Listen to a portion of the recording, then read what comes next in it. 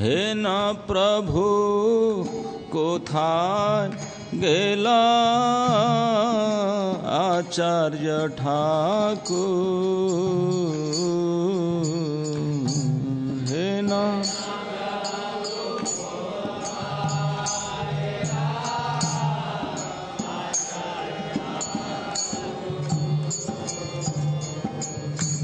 कहाँ मोर स्वरूप रूप, कहाँ सनातन।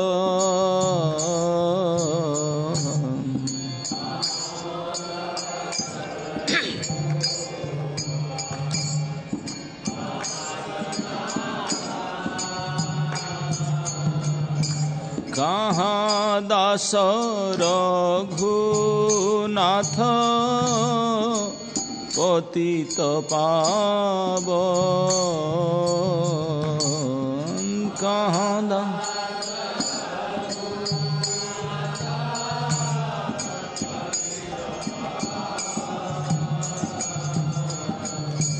कहाँ मोर भट्ट जुग, कहाँ कबीरा,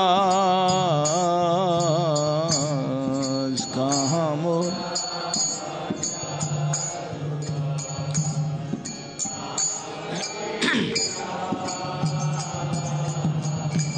एक काले कोथाय गेला गोरा नटराज, एका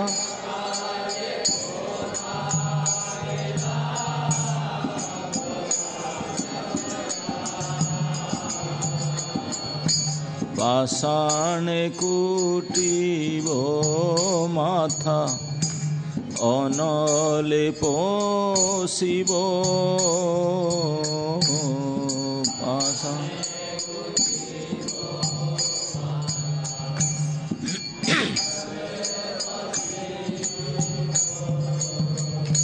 गौरांग गुणेर निधि, कोथा गेले पाबो गौरांग।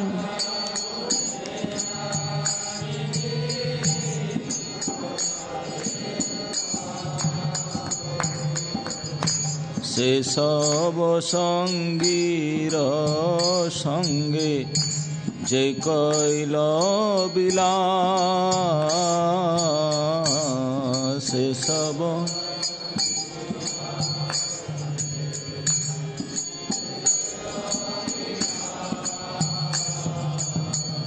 से संग न पाइया कांदे नरोत्तम दास,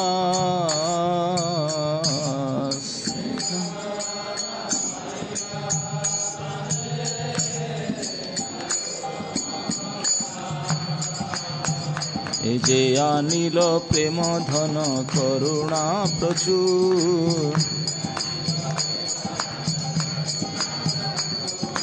हे न प्रभु कोथा गेला आचार्य ठाकुर,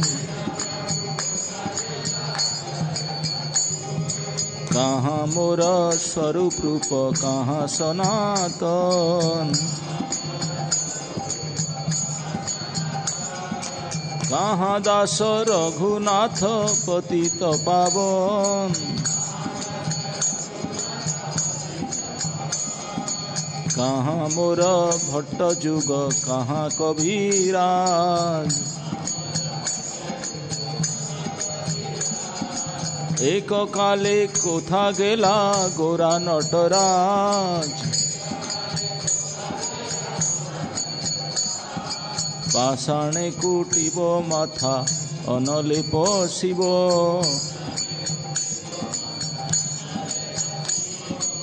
गौरांग गौणेर निधि कोथा गेले पाबो,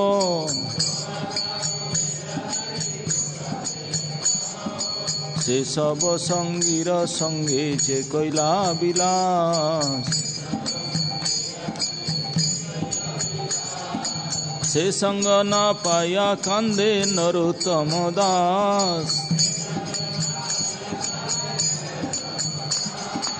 हरे कृष्णा कृष्णा कृष्णा हरे हरे, हरे राम राम राम हरे हरे।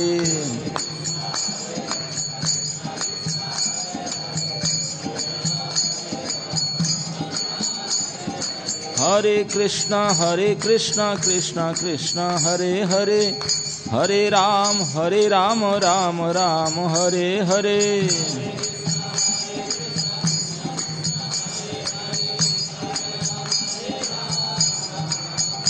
हरे कृष्णा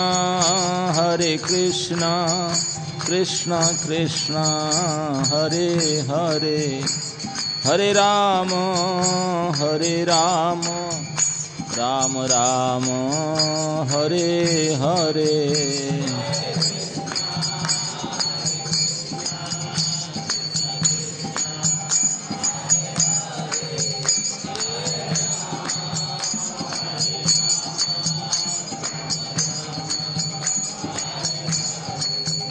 जय राधा पार्थ सारथी, राधा पार्थ सारथी राधे।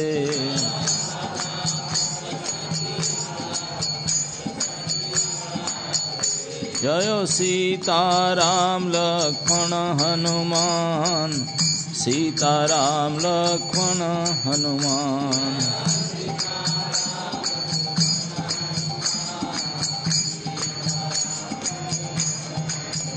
निताई गौर हरि बोल, हरि बोल, हरि बोल, हरि बोल।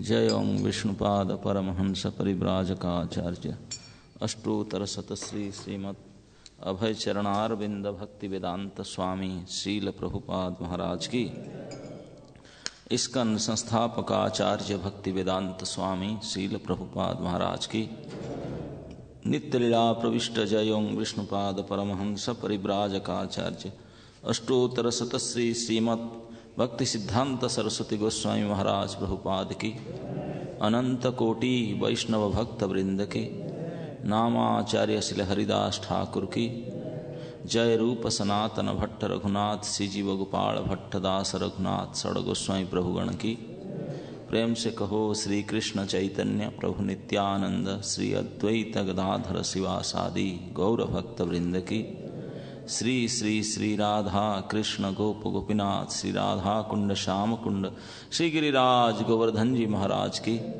जय। श्री श्री ब्रज वृंदावन धाम की, श्री नवदीप मायापुर धाम की, श्री क्षेत्र श्री पुरुषोत्तम धाम की, श्री जगन्नाथ बलदेव सुभद्रा सुदर्शन की, श्री द्वारिका धाम की, श्री बद्रिका धाम की, श्री अयोध्या धाम की, गंगा देवी जमुना देवी की, वृंदा देवी तुलसी महारानी की, जुग धर्म श्री हरिनाम संकीर्तन की, श्री श्री श्री माधवाचार्य तिरुभाव महोत्सव की, समवेत भक्त वृंद की, समवेत गौर भक्त वृंद की, निताय गौर सीतानाथ प्रेमानंदे हरि हरि।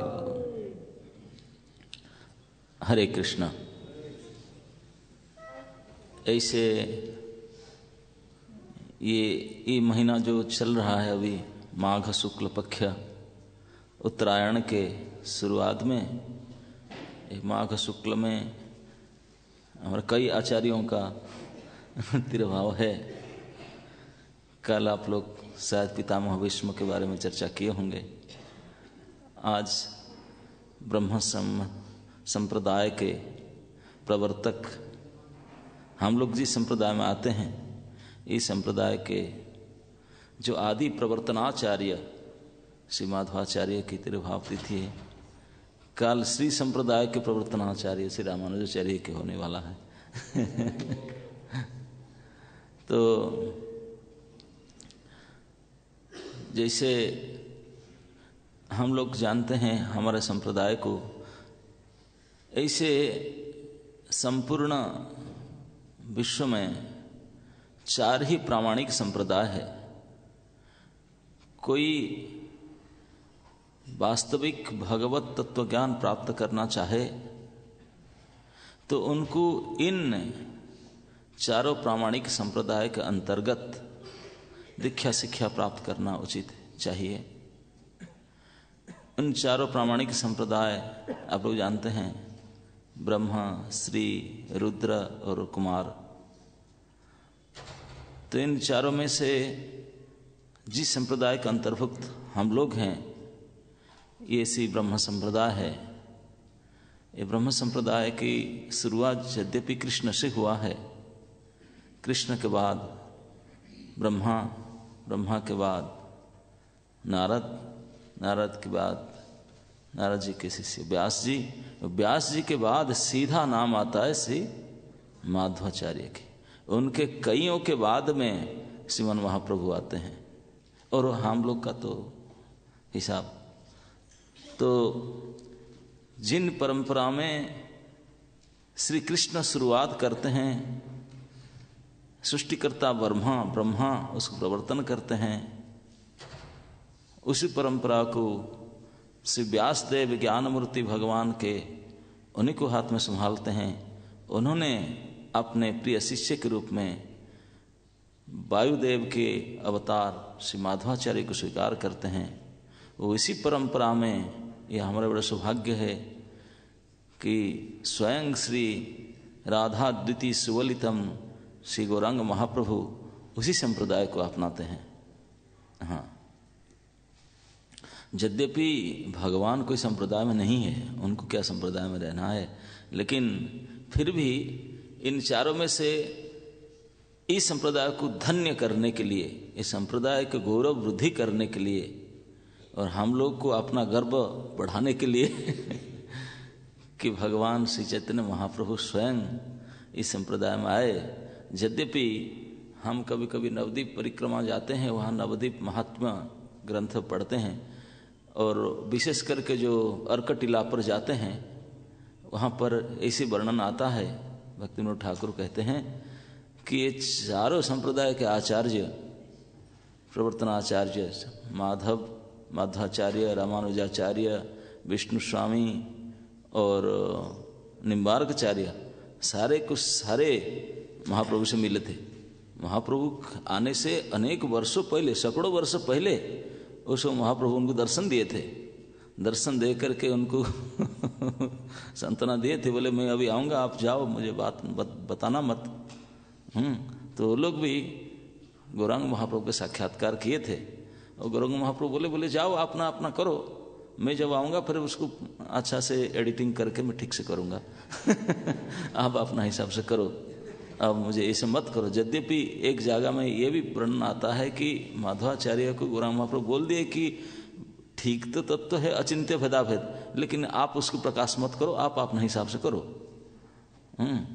तो उन्होंने फिर द्वैतवाद को प्रचार किए थे और श्रीमन महाप्रभु जब प्रकट हुए आज से 500 साल पहले, उन्होंने इन चारों संप्रदाय को एडिटिंग करके हर एक संप्रदाय से दो दो शिक्षाएं लिए और ले करके ये अचिंत्य भेदाभेद दर्शन को प्रकट किए। उसमें हर एक संप्रदाय के दो दो शिक्षाएं ले करके सिद्धांत हमको दिए। तो ये माधवाचार्य जो आज से लगभग कुछ हजारों एक साल पहले होंगे, लगभग 1200 सदियों में, 12 सदी के अंतिम समय में शायद उनके प्रादुर्भाव हुआ था, जिस समय पूरे भारतवर्ष में निर्विशेषवाद, शून्यवाद, शंकर संप्रदाय और कुछ बचे हुए थे बौद्ध संप्रदाय, क्योंकि बुद्ध के बाद शंकर आए थे, बुद्ध को हटाया कर शंकर, बचे कुछ बौद्ध, बुद्धिस्ट कुछ थे और शंकर का तो भली प्रकार से बोलबाल था पूरे भारतवर्ष में।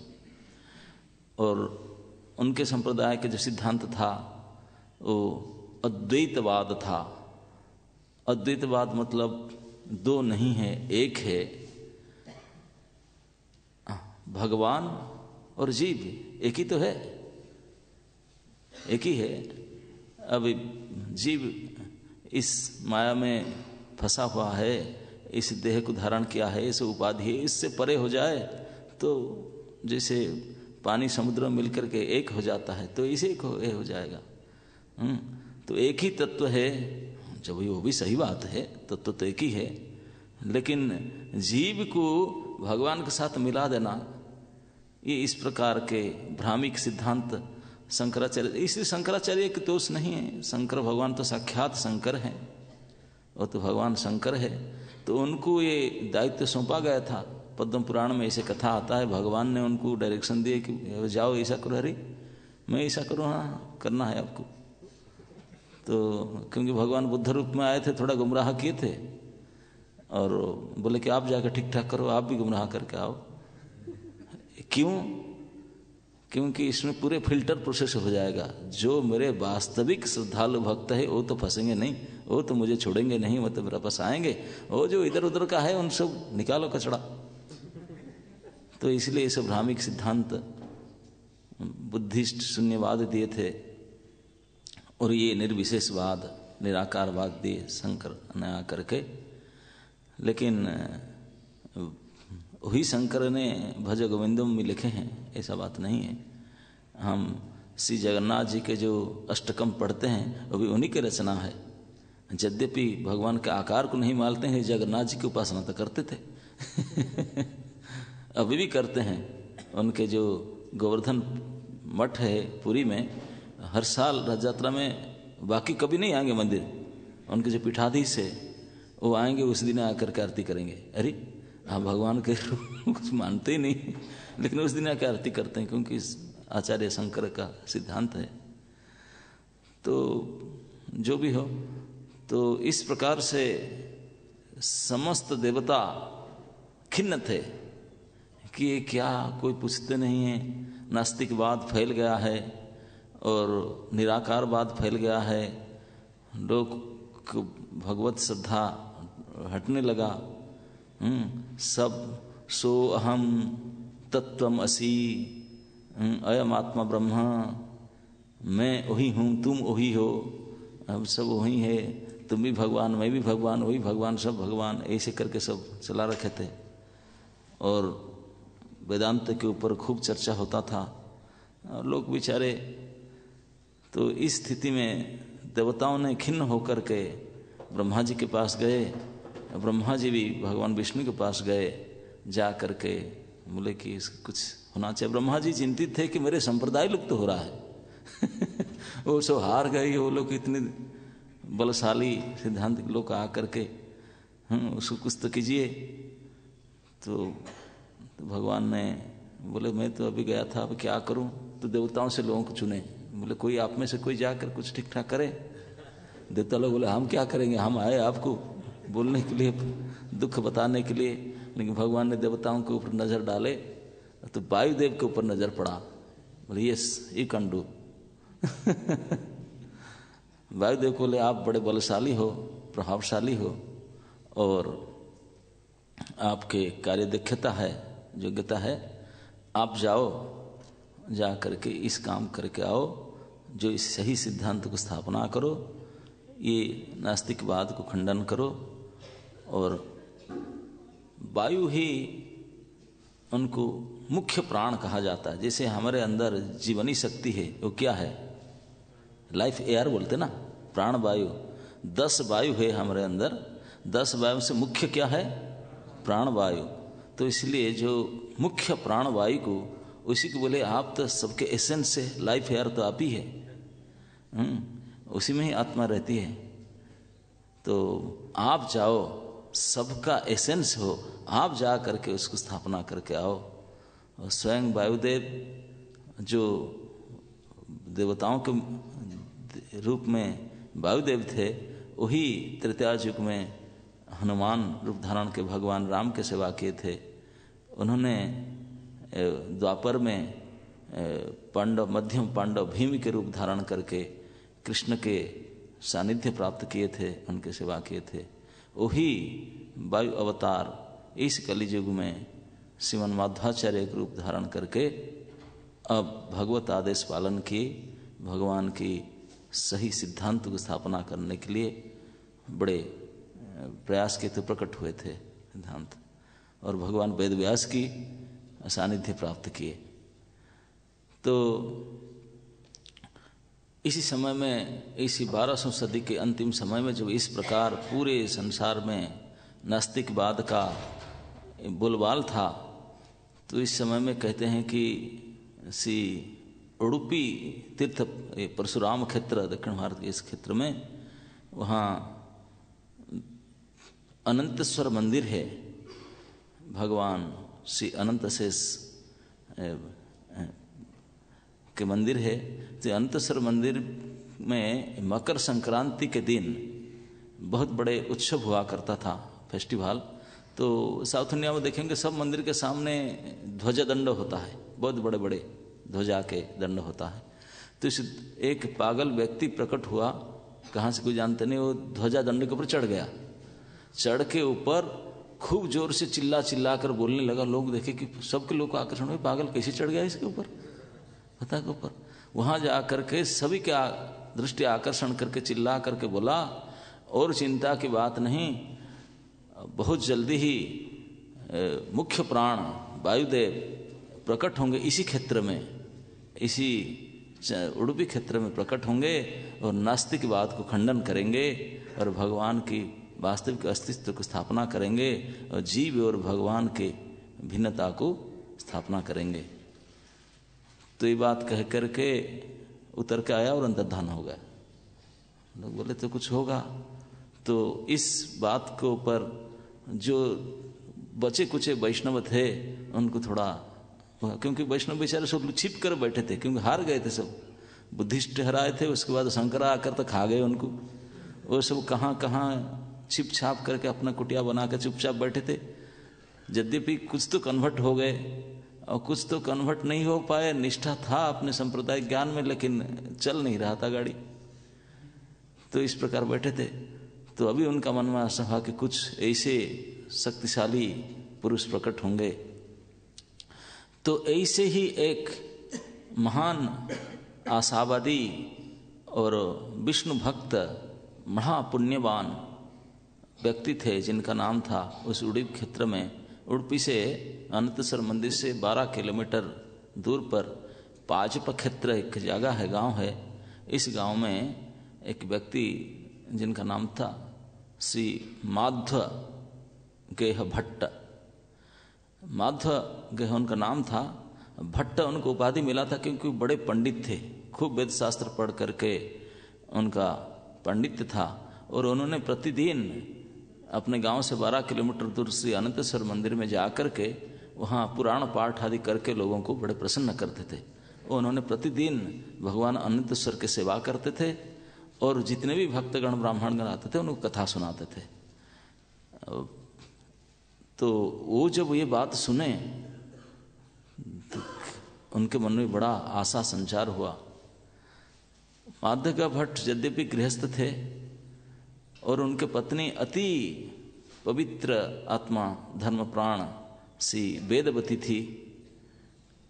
उनके विवाह के बाद उनके 2 पुत्र हुए थे, लेकिन दोनों पुत्र अल्पायु थे, वो अप्रकट हो गए थे, वो बड़े दुखी थे। तो बाद में उनका एक बेटी हुआ था, लेकिन माधव ने संतुष्ट नहीं थे। वो चाहते थे कि मेरा एक पुत्र हो, और ऐसा पुत्र नहीं चाहते थे। तो वो चाहते थे कि मेरा एक ऐसे पुत्र होना चाहिए जो सर्वसमर्थ हो, जो इस वैष्णव सिद्धांत को पूरे भारतवर्ष में प्रचार करे और जो छूट जा रहा है, मिट जा रहा है, इसी को स्थापना करे और नास्तिकवाद को खंडन करे। ऐसा उनके मन में इच्छा था। तो इसलिए उन्होंने अपनी पत्नी से डिस्कस करके बोले, नहीं, हम ऐसे पुत्र नहीं चाहते, कामना नहीं करेंगे। कोई विशेष पुत्र के लिए हमको विशेष उपासना आराधना करना पड़ेगा। बोले भगवान ऐसे अवतार पुत्र हमारे होंगे? बोले क्यों नहीं, जब कर्दम ऋषि भगवान कपिल को प्राप्त किए, अब कई ऐसे उदाहरण दिए इन्होंने को सब प्राप्त किए हैं, क्यों नहीं कर सकते हैं? बोले कैसे प्राप्त करेंगे? तो उनका अनुमान आया। बोले देखो, कश्यप और अदिति केवल दूध पी करके 12 दिन पयव्रत किए, अरे भगवान वामन उनके पुत्र रूप में आए, तो हम भी करेंगे। तो उन्होंने पयव्रत उनको जचा। बोले सिंपल है दूध पी कर रहना। तो दूध पी करके उन्होंने पयव्रत को अपनाया, लेकिन 12 दिन में कुछ हुआ नहीं। तो साल भर किए वो हुआ नहीं तो 12 साल तक श्री अनंतेश्वर मंदिर में जाते थे, केवल दुग्धार करके पति पत्नी नियम सेवा में रहते थे, बड़े नियम सेवा में पवित्र तपस्या किए 12 साल तक, व्रत किए 12 दिन नहीं 12 महीना नहीं। तो करने के बाद में अब उनका लगा कि भगवान प्रसन्न हुए हैं, अनंतेश्वर का आशीर्वाद मिला उनको, तो उन्होंने फिर गर्भधान संस्कार किए और बाद में उनके जो पुत्र रत्न प्राप्त हुआ विशेष विजयादशमी तिथि के दिन, विजयादशमी की अभिजीत मुहूर्त में वेदवती ने ये विशेष पुत्र को रत्न को जन्म दिए और उनके कोष्ठी गणना आदि से बड़े चुकुल के ब्राह्मण थे, देखे उनके नामकरण हुआ, उनका नाम दिए वासुदेव, वासुदेव करके नाम पड़ा था उनका, और वही साक्षात वायुदेव के अवतार थे।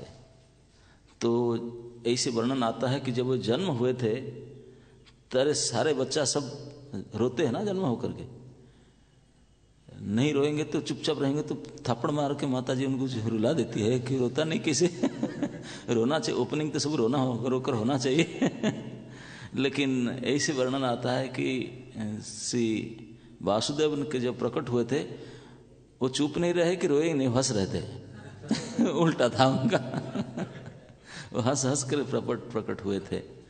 तो ये जो उनके माँ वेदवती ने देखी और सब देखे नर्स ने, वो सब आश्चर्य हो गए, बोली ये तो गजब की बात है, ये कुछ विशेष पुत्र है। तो सचमुच थे ही विशेष। उन्होंने बचपन से ही उन्होंने कुछ अति मानुषिक कार्य किए थे। जैसे कई वर्णन है कि जब कुछ साल भर के भी नहीं थे, कुछ महीने के थे, तो एक बार वो खेल रहे थे, कुछ बहुत बड़ा सर्प आया था और वो सर्प को उन्होंने दमन किए थे। वो स्थान है, वो पत्थर पड़ा हुआ है, उसी को जब बाद में पता चला सब आश्चर्य हो गए। और ऐसे कई ऐसे अद्भुत क्रिया कर रहे थे। और एक बार तो उन बच्चे को लेकर गए थे, कुछ साल एक भर के थे, अनंतेश्वर मंदिर को, माता पिता उनके वहाँ पूजा करके कथा कर वापस आ रहे थे, उनके साथ और एक मित्र आ रहा था। तो रास्ता में वहाँ बहुत जंगल था, जंगल में एक राक्षस उनको सवार हो गया, उनके मित्र को, जो उनके माधव भट्ट के मित्र को, और वो बिल्कुल वायलेंट हो गया, वो तो भूत सवार हो गया, भूत की तरह बातचीत, क्या ऐसे हुआ क्या कर, और डर गए, बोले क्या करें, शाम के समय है, घोर जंगल में राक्षस सवार हो गया उसके ऊपर, ऐसे कर रहा है। तो राक्षस ने आकर के माधव भट्ट को बोला मैं इसलिए सवार हुआ हूँ, मैं तो कई लोगों को ऐसे परेशान किया हूँ, मैं इसलिए सवार हुआ हूँ कि मैं खुद परेशानी में हूँ और मैं इस जोनि से मुक्त होना चाहता हूँ। अभी तक कोई उपाय नहीं था, लेकिन अब मुक्त हो जाऊंगा, मुझे दिखाई पड़ना क्या, और मैं भी मुक्त हो जाऊंगा, ये जिसका ऊपर में सवार हूँ वो भी ठीक हो जाएगा, भूत छूट जाएगा उसको। उस उपाय करना क्या, नहीं, ये जो छोटे बच्चे आपके गोद में है ना, उसके चरण उसके सर ऊपर धर दो, उनके चरण स्पर्श करते ही मैं भी, वो भी ठीक हो जाएगा, मैं भी मुक्त होकर चला जाऊंगा। वो आश्चर्य हो गए माधव भट्ट और उनके पत्नी वेदवती, ये बच्चा। तो उन्होंने ब्रह्म राक्षस ने बोला आप नहीं जानते, मैं जानता हूँ। तो उन्होंने जब चरण स्पर्श कराए, आश्चर्य की बात है, वो राक्षस छूट गया, वो भी ठीक हो गया और वो भी मुक्त होकर चले गए। ऐसे बचपन से बड़े अद्भुत। एक बार तो एक दुर्गा मंदिर है, वहाँ पर एक असुर के साथ लड़ाई कर रहे थे, माँ ने बताया कहाँ जा रहे हो, आओ आओ कर, यहीं से सीधा जंप करके दूसरे कदम रखे चले गए। हनुमान जी की तरह थे, हनुमान जी जैसे गंधमार्दन पर्वत लेकर वहाँ से वहाँ चले जाते हैं, यहीं से चलते बचपन से। ऐसे एक बात आता है कि अभी उनके ऊपर केवल 5-6 साल का था, तो उनके पिताजी वहाँ के एक गांव में एक महाजन से, सेठ से कुछ लोन लिए थे और उसको कर्ज चुका नहीं पा रहे थे, ब्राह्मण है, दरिद्र है।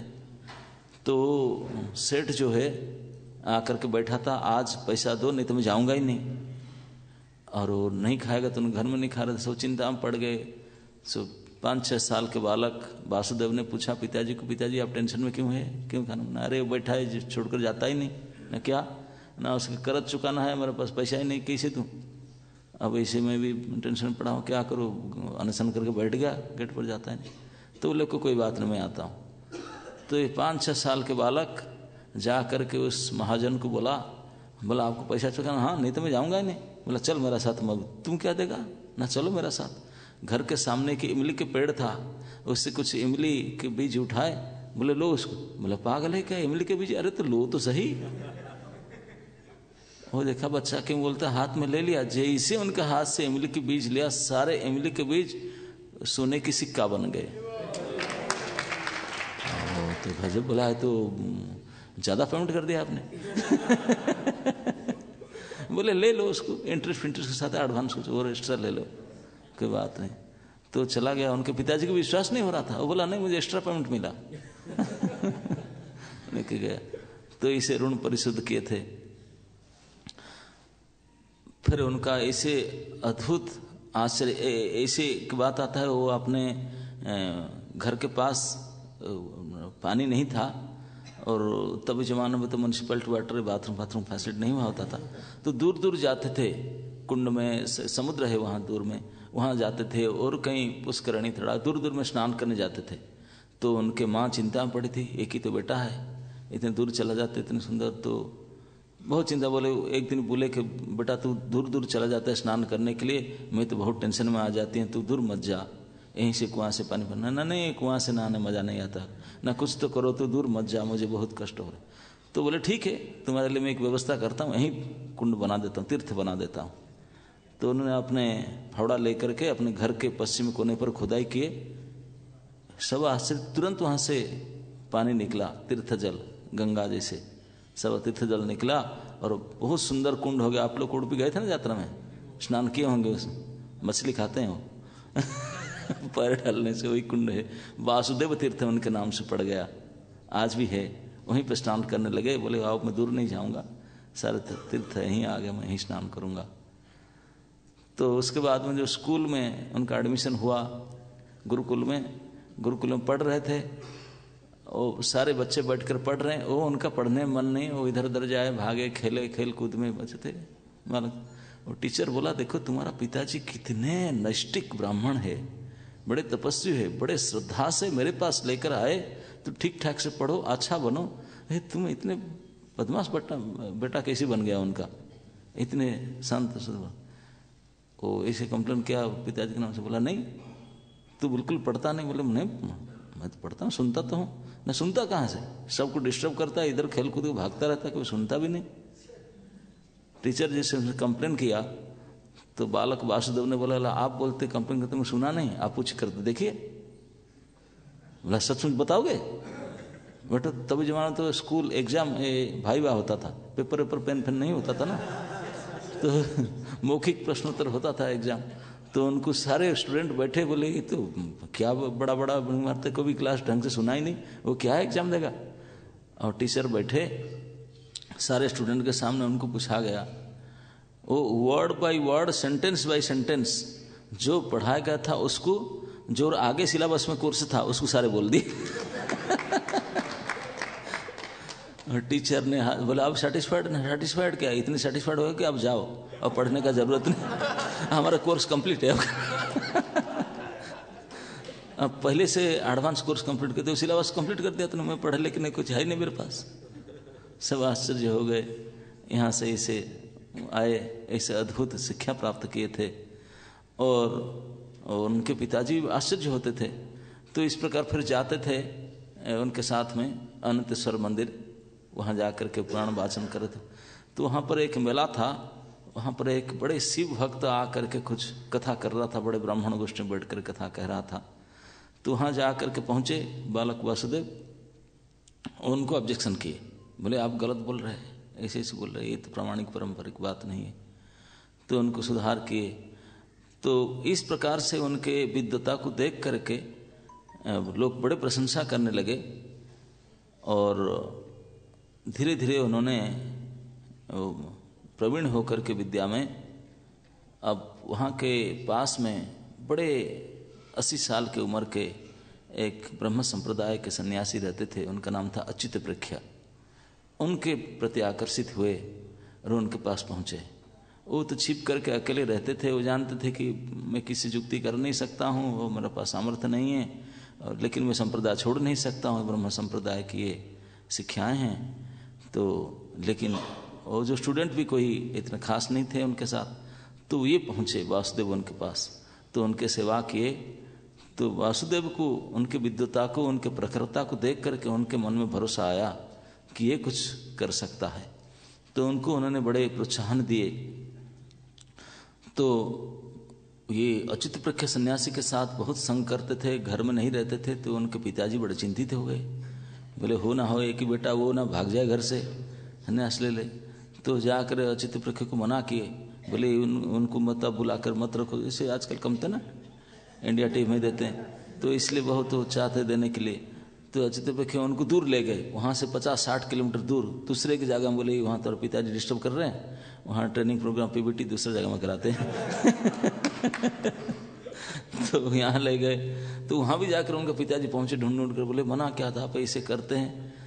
तो उन्होंने बोले देखो भाई, ये तुम्हारा घर से कंप्लेन आता है, अभी आप संभालो। पितामह तो हम नहीं संभालेंगे, झगड़ा करते हैं आकर के। तो वासुदेव ने अपने घर में आए, और उनके माता पिता उनको बोले कि आप विवाह कर देंगे तो जाएगा नहीं घर से भाग करके। विवाह के प्रपोजल दे रहे थे, उन्होंने उनको बोले कि देखो अगर मुझे इस प्रकार करेंगे, मुझे अनुमति नहीं देंगे वैराग्य वृत्ति को लेने के लिए, संन्यास लेने के लिए, तो मैं घर से भाग जाऊंगा, मुझे देखेंगे भी नहीं, कम से कम मेरे पास आता हूँ। तो वो डर गए, धमकी दिया उनको, बोले मुझे एनओसी दे दो मुझे। अब क्या करे, देना ही पड़ा एनओसी उनको।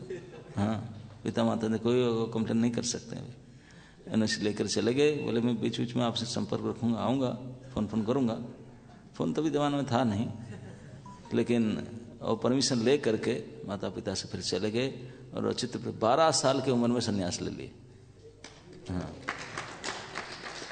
ऐसे भी प्रवाद है कि आज भी माध्व संप्रदाय के जो उडुपी में अष्टमठ है, वहाँ पे जो वो सांप्रदायिक संन्यास ग्रहण करते, संन्यास लेते हैं, वो लोग सब भी 15 साल से नीचे संन्यास लेते हैं, 15 साल के नीचे। और बड़े अद्भुत, मैं तो सुन करके देख कर हैरान होता हूँ। हम लोग को संप्रदाय में हम जानते हैं, कोई भगवान के सेवा पूजा करने के लिए सेकंड इंस्टेंस लेना पड़ता ना, जनेऊ लेने के बाद ठाकुर जी के किचन में जाएं या अल्टर में जाएं, पूजा करें, कुछ करें, लेकिन उनका पूजा करने के लिए जनेऊ उतारना पड़ता है। ब्राह्मण इंस्टेंशन तो हो जाता है उनका 8-10 साल में, जो ब्राह्मण परिवार के, लेकिन बहुत जल्दी संन्यास लेते। संन्यास का विधि उनका शिखा सूत्र त्याग, शिखा सूत्र कंठी सब उतार देते हैं संन्यास में। संन्यास में तो पुराना संन्यास विधि तो वही था, सब छोड़ देते हैं। और उनका जो माधवाचार्य ने प्रतिष्ठित विग्रह जो उडुपी कृष्ण, उसको कोई ब्रह्मचारी पूजा नहीं कर सकते, ओनली सन्यासी पूजा करेंगे, और सन्यासी सब जनेऊ ले सकते हैं। अद्भुत है उनका, आज भी वही है। जितने पूजा करने जाएं किसी के जनेऊ नहीं, और हमारा जनेऊ के बिना जा नहीं सकते। ऐसे है। तो बहुत कम उम्र में उनको संन्यास के लेना पड़ता है कि माधव परंपरा के अनुसार आज भी। तो उन्होंने इसे संन्यास लेकर के अच्युत प्रख्य के साथ रहे, और उनका नाम तभी पूर्ण प्रज्ञा पड़ा था। पूर्ण प्रज्ञा नाम से उन्होंने संन्यास लेकर के उनके गुरु के पास रहे, सेवा किए उनके, और उनसे पढ़े। बाद में अच्युत प्रख्य को उन्होंने उनको ग्रंथ पढ़ा रहे थे, उनको लगा कि ये ग्रंथ में गलती ढूंढ रहा है कि मैं पढ़ाने के लायक नहीं हूँ, एक्चुअली उनको कौन पढ़ा सकता है। तो उनके लिए अच्युत प्रख्य भी, उनके गुरुजी भी उनको पढ़ाने के लिए अपने को लायक नहीं समझे, और बोले तुम कहाँ से पढ़ो, को टीचर तो फिट नहीं होता आपको पढ़ाने के लिए। तो उन्होंने कई बड़े बड़े विद्वान को जुक्ति करके करके अंत में उनके बहुत सारे फॉलोअर भी बन गए थे। अंततः तो उन्होंने डिसाइड किया, बोले नहीं, मैं अगर शिक्षा ग्रहण करूँगा, जो कुछ मैं क्या हूँ सीधा व्यास जी से लूँगा। तो उन्होंने बद्रीनाथ यात्रा शुरू किए। तभी जमाने से 1000 साल पहले, आज भी बद्रीनाथ जाने के लिए आप लोग गए हैं? कोई आप में से अनेक अधिकांश से तो गए नहीं, जो गए हैं उनको पता है। आज भी इतने बढ़िया रोड भी बन चुका है, सारे 4 चक्का 2 चक्का वाहन भी चला जाता है। वो जाने के बाद में जो ही बद्रीनाथ गए हैं वो भी जाते हैं, वो जरूर आधा रास्ता से ही कंपलसरी नारायण स्मरण होता है। मतलब भक्ति के कारण नहीं, डर के कारण, भय के कारण, मैं कहाँ आ गया, मर जाऊंगा कुछ, कंपलसरी भगवत स्मरण होगा ही। ये धाम ही ऐसा है, वहां जाकर कोई भगवत स्मृति के बिना छूट नहीं सकता। हरगिज रहेगा कि पता नहीं मैं वापस जाऊंगा या नहीं, यहाँ तो आ गया, स्थिति होता है। और पहले जमाने में तो जो लोग चार धाम यात्रा में निकलते थे, बद्रीनाथ यात्रा में जाते थे, घर में श्राद्ध प्रातः एडवांस करके ही जाते थे। बोले पिंडदान कर जाए तो मैं मेरे लिए कोई देगा कि नहीं देगा पता नहीं, मैं तो वापस ही नहीं आ पाऊंगा। हाँ, ये आशा ही छोड़ देते थे कि वापस आ पाएंगे करके। ऐसे द्रुह यात्रा था, भयानक हिमालय के चोटी पर। आज भी ऐसे इतने हजार फीट पर हैं, लेकिन उन्होंने अपने कुछ शिष्यों के साथ लेकर के 1000 साल पहले बद्री क्षेत्र बोले यही एक ही क्षेत्र है। उन्होंने बोले यही क्षेत्र से ज्ञान प्राप्त होता है। भगवान ने आपने स्वयं निज जो अपने राइट हैंड भक्त उद्धव को उन्होंने बद्रिकाश्रम भेजा था। वहाँ पे जो कैंडिडेट को उन्होंने कृष्ण के जो अंतिम फाइनल इंस्ट्रक्शन उद्धव मिला था, उद्धव ने उन्हीं लोग को दिया जा करके। तो इसलिए यही ज्ञान है। श्री व्यासदेव का आश्रम वही है, वही व्यासाश्रम सम्यप्रास तीर्थ है सरस्वती नदी के किनारे, वहीं हमको ज्ञान प्राप्त होगा। वहीं व्यास जी भी चिरंजीवी है, अभी हैं। तो इसी हिसाब से इस नारायण क्षेत्र जाने के लिए मनस्थ किए और पैदल में चलते चलते आए कर्नाटक से।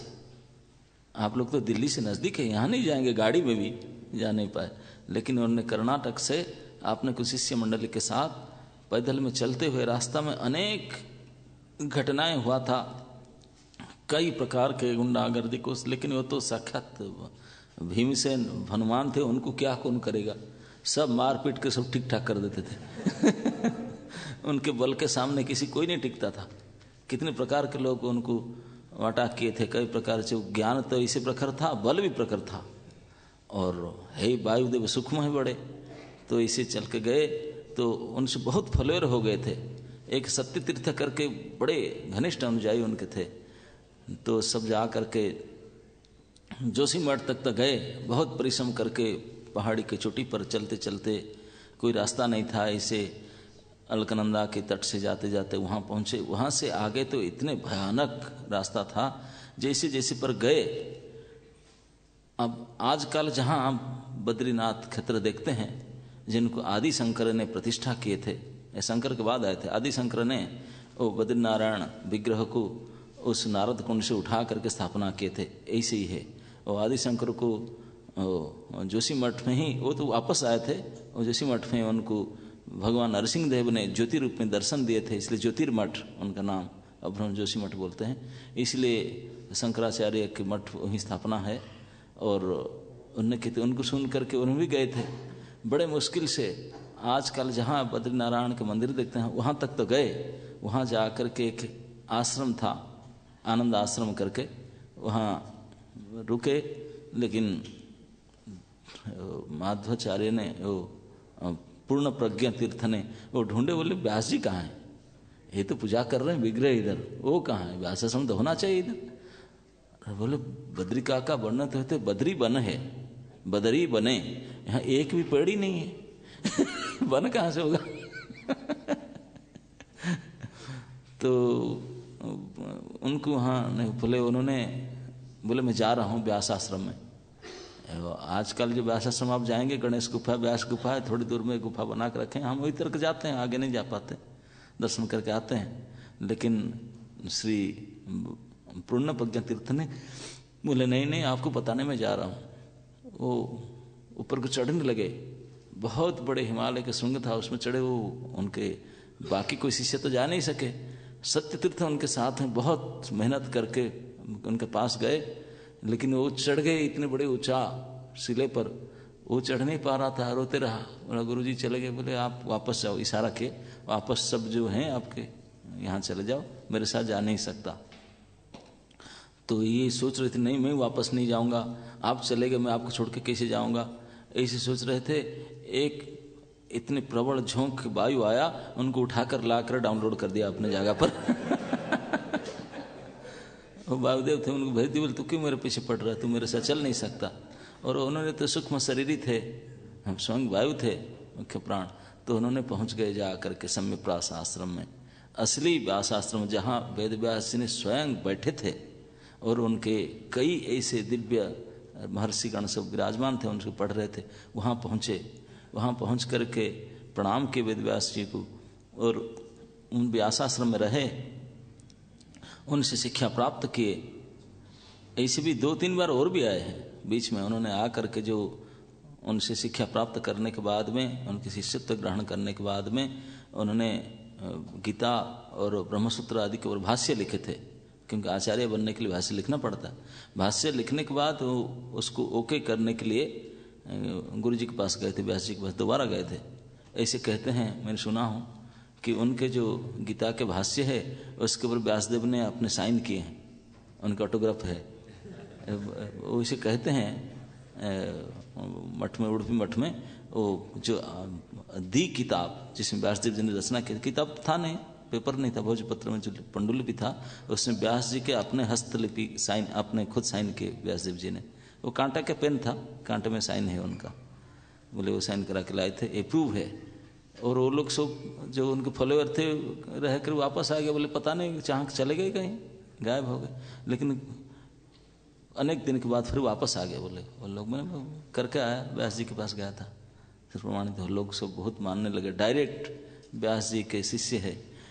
हमारे भगवत गीता में परंपरा में उनका नाम आता है, माध्व संप्रदाय। इसलिए हमारे संप्रदाय को ब्रह्म माध्व गौड़ीय संप्रदाय कहते हैं। गौड़ीय संप्रदाय कहते हैं क्योंकि भगवान चैतन्य महाप्रभु ने इस संप्रदाय से 2 महत्वपूर्ण शिक्षाएं को लिए थे। वो ये है कि माधवाचार्य का जो एक्सपर्टीज था, आप देखेंगे माधवाचार्य के चित्र, कभी छवि देखेंगे उनको ऐसे स्ट्रेट बैठे होंगे, ऐसे हाथ इशारा, ये कोई उइन विन के विक्ट्री का चिन्ह नहीं है, ये 2 के चिन्ह है, 2 का चिन्ह है। क्योंकि उनके पहले शंकराइट्स थे, वो अखंड एकता स्थापना करते थे, अद्वैत थे, वो बोले अद्वैत नहीं द्वैत है, सीधा अपोज किए थे उनको। और उनका पूरा फोर्स जो लगा था ये अद्वैतवाद खंडन में, मायावाद को खंडन करने के लिए इतने बड़े प्रबल पराक्रम दिखाए थे उन्होंने, वो बिल्कुल खंडन किए थे, द्वैतवाद स्ट्रेट फॉरवर्ड किए थे। तो इसलिए श्री चैतन्य महाप्रभु खुश होकर के माधव संप्रदाय से, माधवाचार्य के शिक्षाओं से मायावाद खंडन को स्वीकार किए थे। बोले ऐसा मायावाद खंडन कोई नहीं किया है, ये जैसे स्ट्रेट हैंड मायावाद खंडन किए हैं। मायावाद निरसन, मायावाद खंडन उनसे लिए थे। और स्वयं माधवाचार्य ने जो कृष्ण विग्रह को स्थापना की, बड़े अद्भुत कथा है, स्थापना करके उनको स्वयं पूजा किए और अपने अनुयायियों को पूजा किए। मैं बताना, सारे सन्यासी पूजा करते हैं आज तक भी बड़े निष्ठा से। तो महाप्रभु बड़े प्रसन्न हुए थे। ये सिद्धांत उनका जे कि सत्य विग्रह विश्वास, कि भगवान के जो विग्रह है वो साक्षात भगवान है, ऐसे पूर्ण विश्वास, ये सत्य विग्रह भगवान विश्वास, ये एक सिद्धांत कि भगवत विग्रह ही भगवान है, अभिन्न भगवान है, इस प्रकार के उनके पूर्ण सिद्धांत, ये दोनों सिद्धांत को महाप्रभु उनके संप्रदाय से लिए थे, माधवाचार्य की शिक्षा से, कि साक्षात श्री विग्रह भगवान के, भगवान स्वयं है, और मायावाद खंडन के सिद्धांत। तो यद्यपि महाप्रभु स्वयं जब दक्षिण भारत यात्रा किए थे, उन्होंने उड़पी मठ में गए थे और जा कर के उन लोग तो पहचान नहीं पाए, क्योंकि महाप्रभु तभी संन्यास लिए थे भारती से, शंकर संप्रदाय से, एकदंडी संन्यास लिए थे। आजकल तो सब वैष्णव संन्यास त्रिदंडी होते हैं, वे एकदंडी संन्यास थे। तो इसलिए तो उनको नित्यानंद ने तोड़ कर 3 कर दिए। बोले ये क्या, हमारा 3 वाला है। तो उन्होंने तोड़ ताड़ दिए, लेकिन उन्होंने शिखा सूत्र भी त्याग दिए थे महाप्रभु ने, बाद में किए। लेकिन तो इसलिए तो वासुदेव सार्वभौम भट्टाचार्य पहचान नहीं पाए, बोले तिलक ही नहीं और जनेऊ नहीं, वो पहचान नहीं पाया कि शंकर सन्यासी है कि वैष्णव सन्यासी है। वो ड्रेस केवल सन्यास का था, लेकिन कोई चिन्ह नहीं था, कोई कौन सा संप्रदाय के है, कौन से पंथ के। इसीलिए उन्होंने भी डाउट में फंसे थे। बाद में पूछे, वो बोले कि इस संप्रदाय में है। अच्छा अच्छा, इस संप्रदाय में अपग्रेड कर सकते, ऐसे बात कर रहे थे। ऐसे ही जब गए थे दक्षिण भारत में, उडुपी मठ के जो सन्यासीगण, उनको भी नहीं पहचान पाए कि सन्यासी तो है, पता नहीं शंकर ही होगा, शंकर सन्यासी होगा या होगा। इसलिए उनको खातिर नहीं कर रहे थे। बोला तू क्या भक्त नहीं है, ऐसे मायावादी है। महाप्रभु मायावादी के रूप में वो दिखा रहे थे। उनके पास जाकर के बातचीत किए बड़े नम्र होकर के, और बातचीत करके पूछे, बोले जीवन के लक्ष्य के बारे में चर्चा किए और उसको प्राप्त करने के लिए साध्य साधन के बारे में चर्चा उठाए। साध्य साधन के बारे उन लोग ने तत्ववादी है, वो लोग बोले यही वर्णाश्रम है और वेदांत सिद्धि, वही साधारण बात कहे। और उन्होंने बोले, महाप्रभु बोले ये तो कहीं वर्णाश्रम है, ये सब बोले इसी तरह जीवन के लक्ष्य तो कृष्ण प्रेम है, और वो सब तो इसमें हो नहीं सकता। उसको पालन करके आप जिसको नीति नियम कहते हैं इसमें से हो नहीं सकता। तो उनके साथ तर्क किए थे उन लोग ने सन्यासी। वो समझ रहे थे कि वो क्या है, ऑर्डिनरी एक मायावादी सन्यासी। जब तर्क करने में पता चला कि बुरी तरह से उन लोग ने परास्त हो गए थे माध्यमिक सन्यासी लोग, तो फिर उन्होंने स्वीकार किए। बोले हाँ, आप जो कह रहे हो को बिल्कुल सही सिद्धांत है ना, फिर आप क्यों नहीं मानते ना, क्योंकि हमारे आचार्य ने ऐसा नहीं कहे। तब महाप्रभु ने बोले yes you are right, okay, क्योंकि आप अपने आचार्यानुगमन करते हैं, आचार्य को अनुगमन करते हैं, तो जो करते हैं सही करते हैं, और ठीक है, आपके लिए इतना ही सही है। इतने अपग्रेड आप नहीं हुए अब तक तो इसलिए भगवान इसमें आए, क्योंकि ये बहुत सुंदर सिद्धांत था लेकिन अपग्रेड नहीं हुआ था। तो इसलिए श्री ब्रह्मा, फिर माधव, फिर गौड़ीय के, क्योंकि बिल्कुल फाइन करके एडिटिंग करके अपग्रेड करके ये आप लोग जिस सिद्धांत को पाए हैं, ये अचिंत्य भेदाभेद तत्व, ये बिल्कुल साक्षात भगवान ने बिल्कुल सभी संप्रदाय को छानबीन करके ये पूर्ण सिद्धांत दिए हैं, पूर्ण भगवत तत्व सिद्धांत है। तो इस प्रकार वो मैं कह रहा था, माधवाचार्य ने आज प्रसिद्ध उडुपी क्षेत्र और उसके चारों तरफ 8 मठ स्थापना किए हैं। वो जो विग्रह माधवाचार्य के निजी उपासित विग्रह, उसके पीछे बड़े सुंदर किंवदंती है, माधवाचार्य ने कैसे उसको प्राप्त किए। और आज तक भी माधव संप्रदाय के जितने भी मुख्य मुख्य सन्यासी हैं, उनके मठाधारी पीठाधीश है, सब बारी बारी उनके पर्याय चेंज होता है। हर 2-2, 3-3 साल में वो चेंज होते हैं। हर मठ का की सेवा का अधिकार प्राप्त होता है, वो सन्यासी लोग सेवा करेंगे।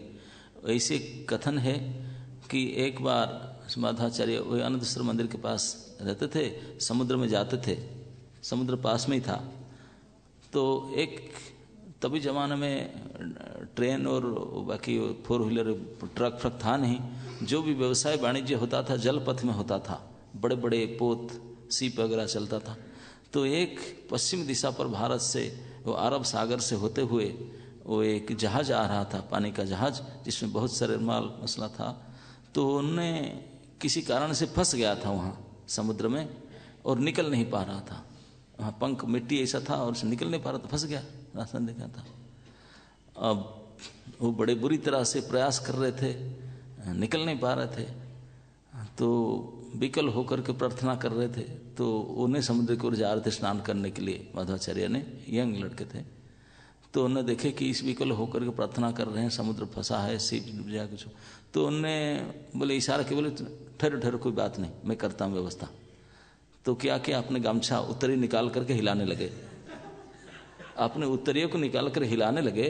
इसमें इतने एयर निकला, हवा निकला, वो जहाज को लोडेड शिप को फंसा था, उनने उठा करके बिल्कुल लेकर के किनारे पानी में लेकर वहां से ले आया, इधर समुद्र किनारे ले आया। हम लोग को कितने जोर में हवा करे, एक छोटा सा पेपर अगर यहाँ से 2 इंच उड़ जाए, इतने शायद कर सकते हैं, इतने कर सकते हैं। लेकिन उन्होंने गमछा हिला करके जहाज को निकाल करके समुद्र में घुमा कर, छोटे मोटे साइक्लोन से ऐसा नहीं होता, ऐसे साइक्लोन क्रिएट कर दिए गमछा हिला करके। तो वो जो जहाज के कैप्टन जो सब लोग थे बोले, ये कौन है, ये स्वयं साइक्लोन है या क्या है? खड़े खड़े साइक्लोन क्रिएट कर दिया, जहाज को उड़ा के ले आया इधर। लोडेड शिप को। तो इतने आश्चर्य और प्रसन्न परम चकित होकर के उनके पास आकर के बोले, प्रभु जी आप ऐसा, प्रभु जी जो बोले होंगे उनको, भाई साहब तो आप हमारा जीवन रक्षा किए, हमारा जहाज रखा, इसे किया, हम इतने खुश हैं कि आप हमारे जहाज में जाइए, जो आपको कीमती वस्तु लगे आप ले जाइए, हम नहीं देंगे आपको, you choose and take it. क्योंकि हम मरे गए थे, जहाज भी डूबा था, हम भी मरे थे, आपके कारण आप गमछा हिलाकर बचा दिए।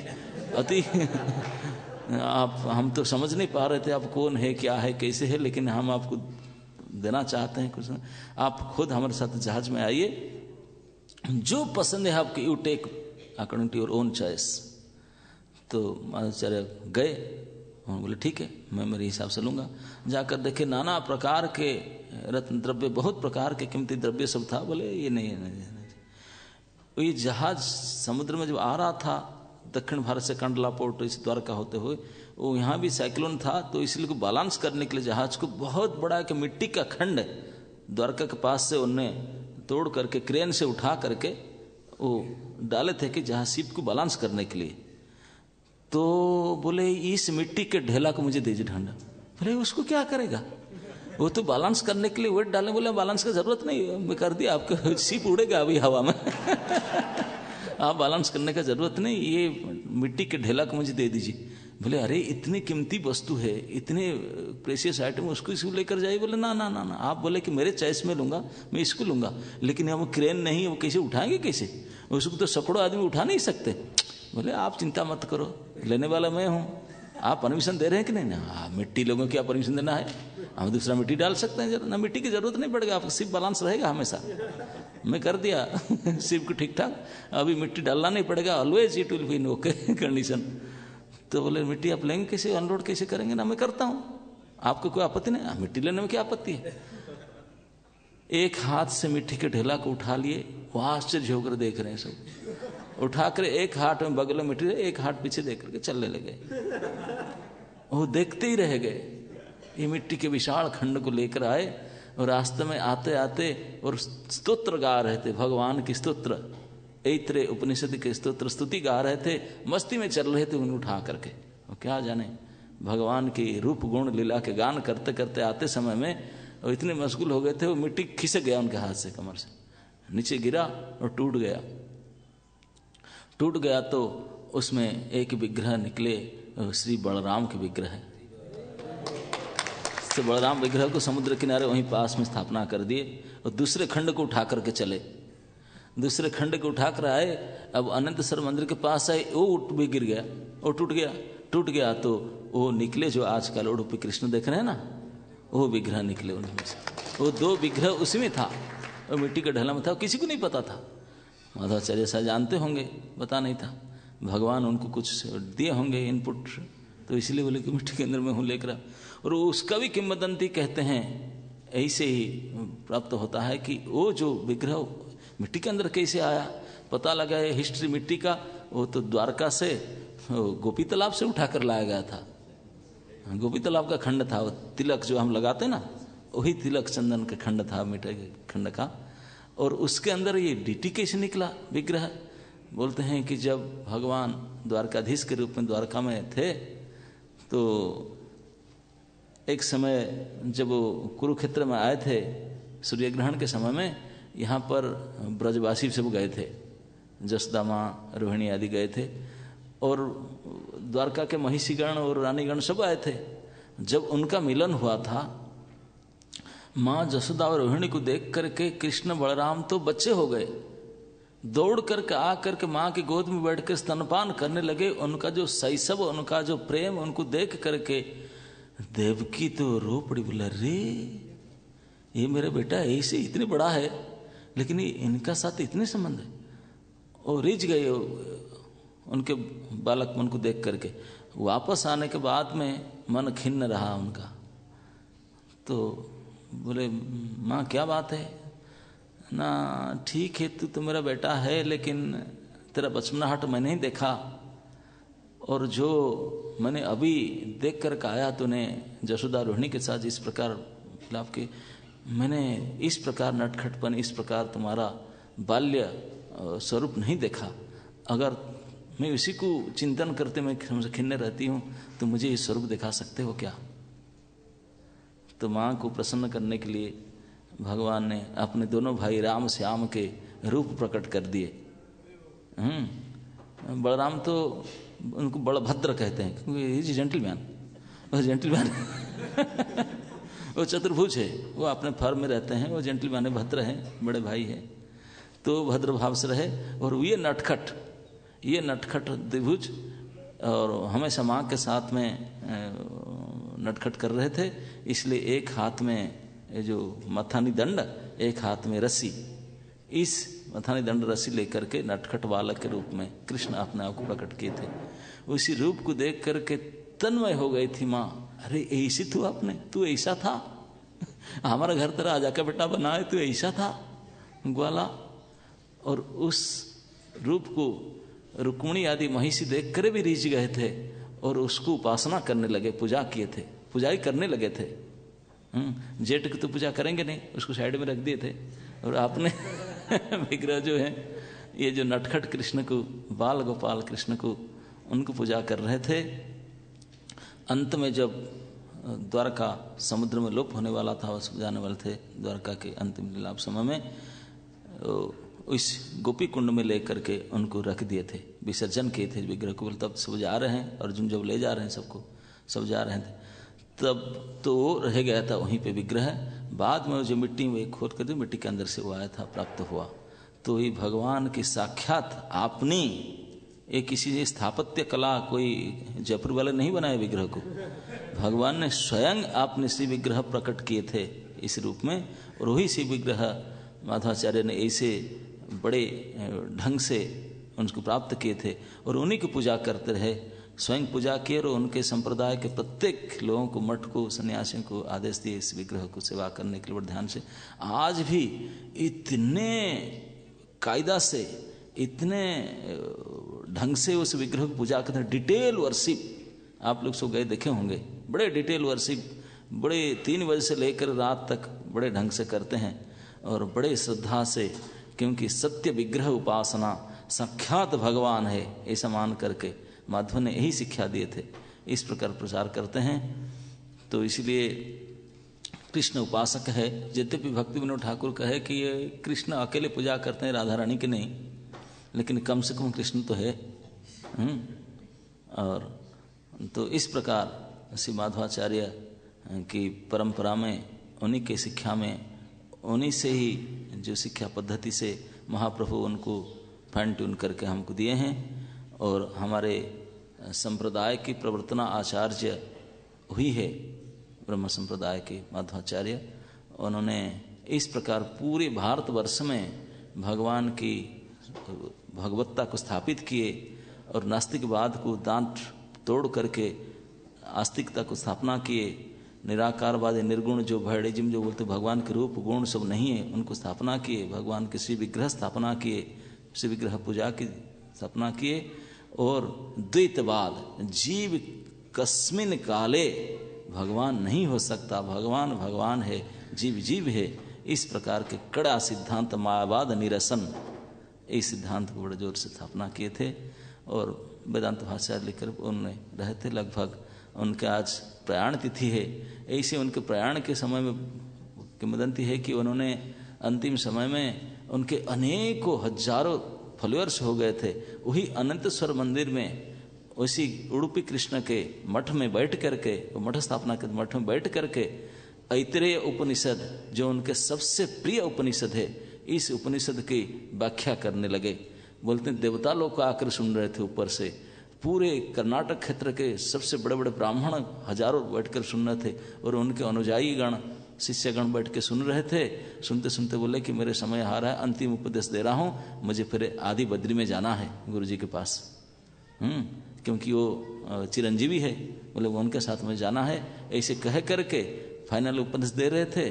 जब उपदेश दे करके ऐतरेय उपनिषद की व्याख्या करने लगे, देवताओं ने प्रसन्न होकर के पुष्प वृष्टि किए। इतने मूसलाधार पुष्प वृष्टि हुआ, पुष्प की पहाड़ बन गया उस उडुपी कृष्ण मठ में, अनंतेश्वर मंदिर के सामने। और धीरे धीरे धीरे धीरे धीरे अब आवाज़ नहीं सुनाई पड़ा। शिष्य लोग चकित हो गए, क्या हुआ गुरुजी, कहाँ गए, और बोल नहीं रहे। तो पुष्प को पर्वत जैसा हो गया था, पुष्प को उठाने लगे, हटाने लगे, हटा कर देखे है ही नहीं, गुरुजी नहीं, गायब। तो इस प्रकार उनका अद्भुत रूप से उनका अंतर्धान भी हुआ था, वो चले गए थे महाबद्री। हाँ, कैसे होगा, स्थान मात्र है और पुष्प ही मिला उनको, वो चले गए थे। ऐसे कहते हैं कि तो वायु है ना, सूक्ष्म शरीर ही है, चले गए मुख्य प्राण, उनकी समाधि क्या है फिर कभी बाद में कोई अवतार लेंगे, क्या करेंगे। और अनेक अनेक अद्भुत लीलाएं किए उन्होंने। जो भी हो, हमारे लिए परम सौभाग्य की बात है कि उन्होंने, हम लोग उन्हीं के संप्रदाय के अंतर्भुक्त है, यह हमारे गौरव गर्व है।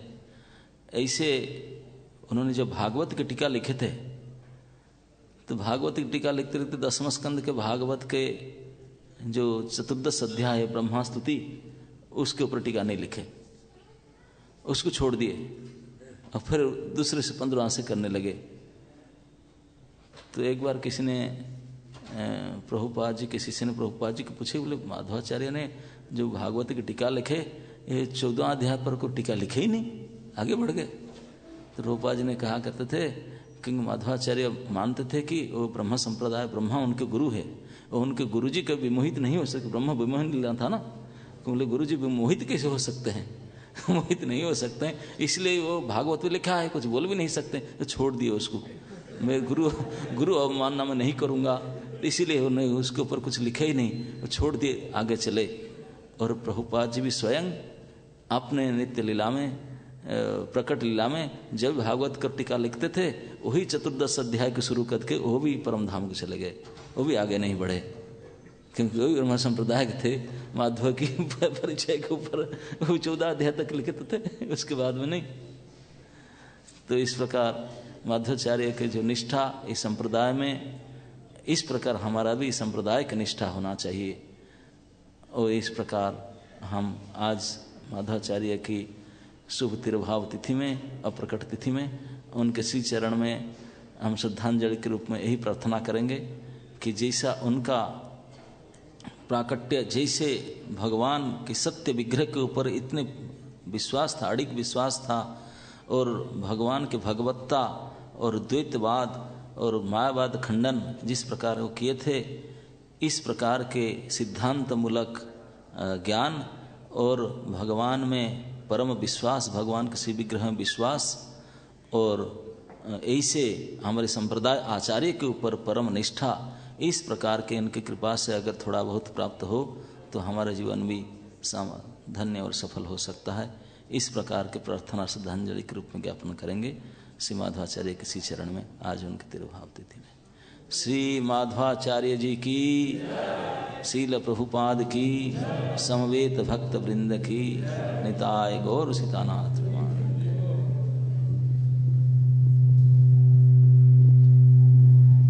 हरि बोल। प्रभु जी कुछ हरे कृष्णा। थोड़ा बैठ जाइए, 2 मिनट के लिए थोड़ा सा विचार करेंगे कि जिस प्रकार से नारद जी ने व्यास जी को